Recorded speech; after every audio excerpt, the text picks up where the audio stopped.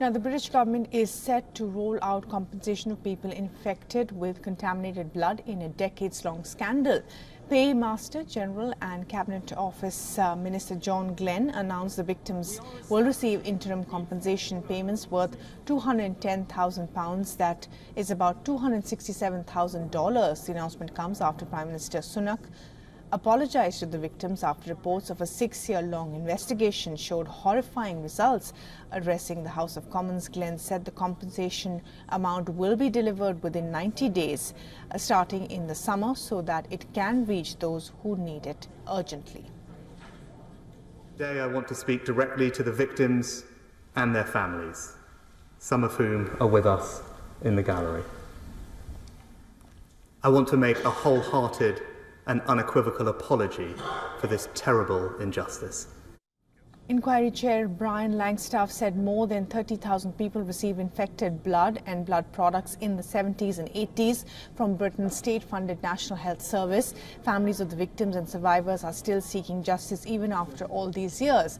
Langstaff, who led a near 6-year inquiry, said the scale of what happened was both horrifying and astonishing. Adults and children.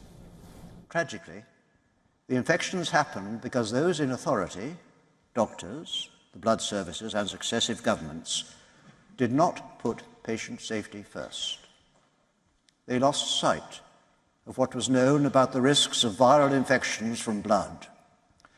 Doctor knows best was such a strong belief that health departments did not issue guidance to curb the unsafe use of blood and blood products.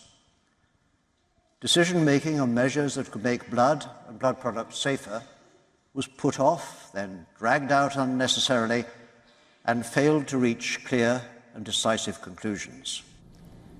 The infected blood inquiry concluded that more than 30,000 people were infected with viruses such as HIV and hepatitis after being given the infected blood.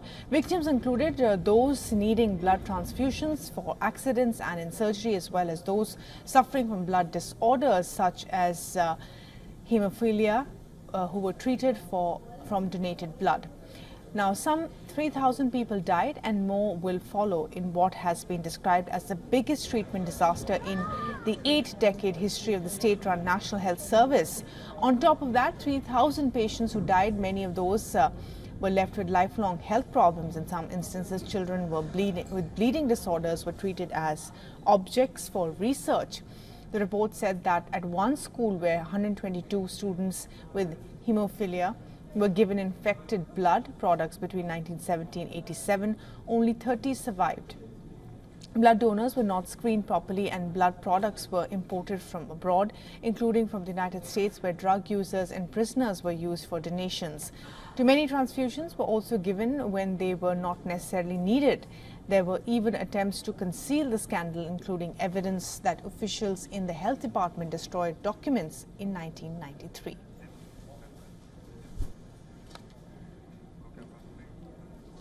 For all the latest news, download the WION app and subscribe to our YouTube channel.